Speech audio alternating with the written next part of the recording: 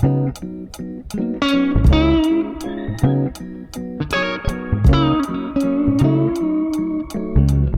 Aquarius, and welcome to your May 2024 horoscope.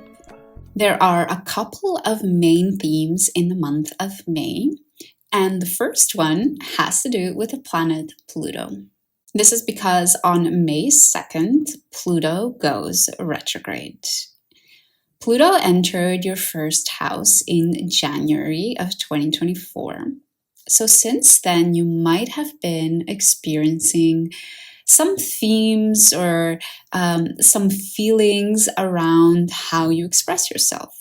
And specifically with Pluto in your first house, we're talking about expressing yourself as a leader, showing up, not being afraid to be seen, and not being afraid to be the one that leads others. It could be as simple as sort of being the trendsetter around the newest makeup or the newest clothes or the newest trend in food and nutrition.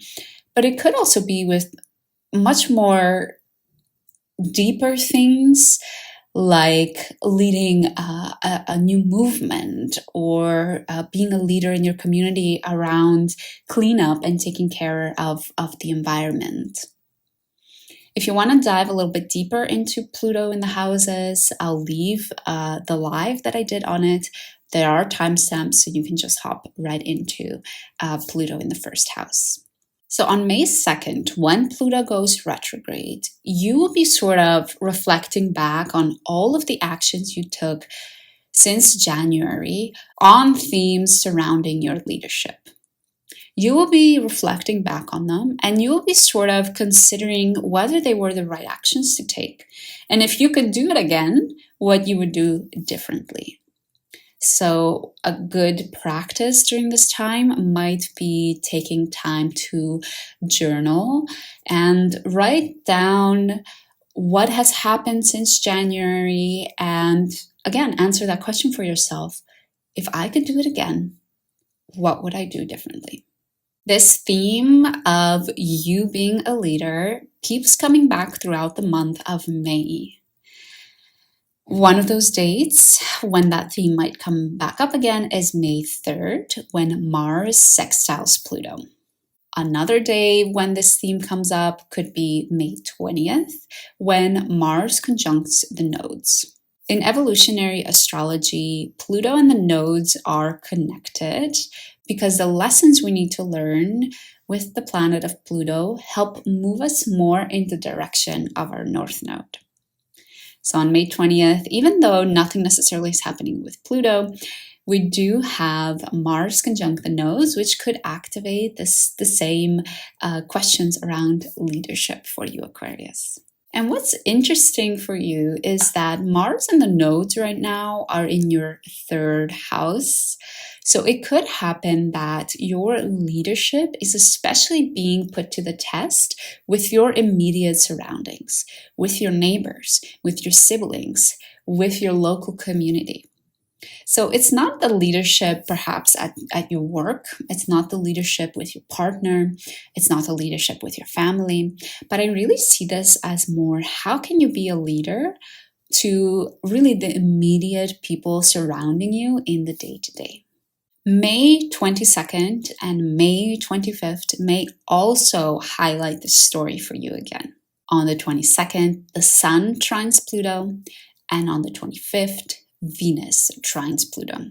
Since Venus and the Sun will be trining Pluto from your 5th house, what could help on these 2 days is getting in touch with your creativity, getting in touch with your inner child, getting in touch with the parts of you that want to have fun and experience pleasure.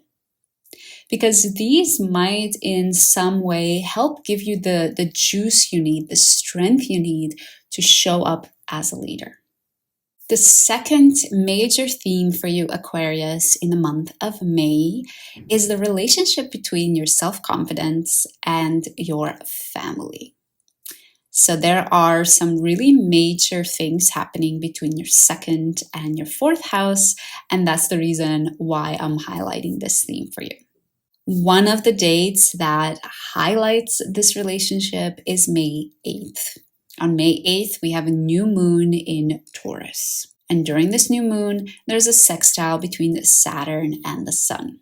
Another major day around this story, around this theme, might be May 13th, when Venus sextiles Saturn.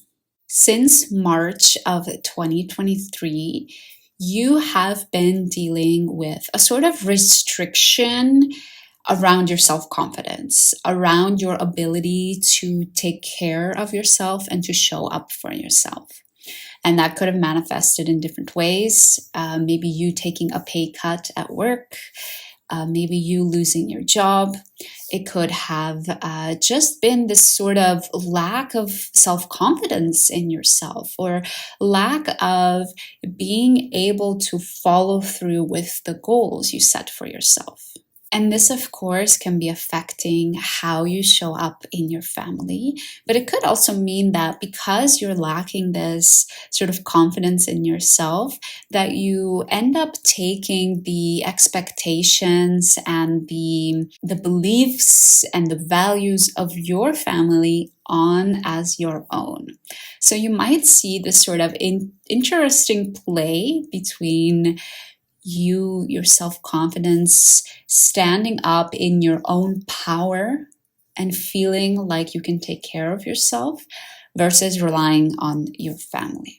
Let's talk a little bit further about your fourth house, or the sign of Taurus. This is a major theme for you in May, Aquarius. This is because we have so many planets in your fourth house in May. We have the Sun and Venus, and Uranus and Jupiter are still in your fourth house. So the Sun and Venus don't just sextile Saturn as they're moving through your fourth house, but as they sort of reach the end of your fourth house, they also hit Uranus and Jupiter. So some of the key dates around that are May 13th, when the Sun conjuncts Uranus, May 18th, when Venus conjuncts Uranus and the Sun conjuncts Jupiter, and May 23rd, when Venus conjuncts Jupiter. So really for the span of those 2 weeks, from the 13th to the 23rd, give or take a couple of days, this will be the central focus for you, your family, your home. And during these days, you might be especially withdrawn from the rest of the world, not wanting to engage with others as much. Taking care of your roots and your foundation. It's the classic statement of fill up your own cup before you fill the cup of others. Because we are talking about the Sun and Venus as well as Jupiter, there could be a certain abundance or flow when it comes to this area of your life. And I really see this as sort of the final closing of this chapter, because Jupiter is about to leave your fourth house. But because Uranus is also part of the conversation, there could be some sudden, unexpected abundance or flow. One of the sort of stereotypical ways that this can manifest is you hear that there is a beautiful, big house that you could just a couple of years before you could only dream about, and all of a sudden it's being offered to you and you can actually afford it and you can actually move there. So this is that sort of energy between Jupiter, Venus, the Sun, and also Uranus, something unexpected coming out of nowhere. We cannot end off this May horoscope without talking about the energies that are shifting towards the end of May. As we head towards June, the energy shifts from your fourth house into your fifth. The Sun initiates this change on the 20th of May when it enters the sign of Gemini. On May 25th, there is also a full moon in Sagittarius, further highlighting this axis between your 5th and 11th house.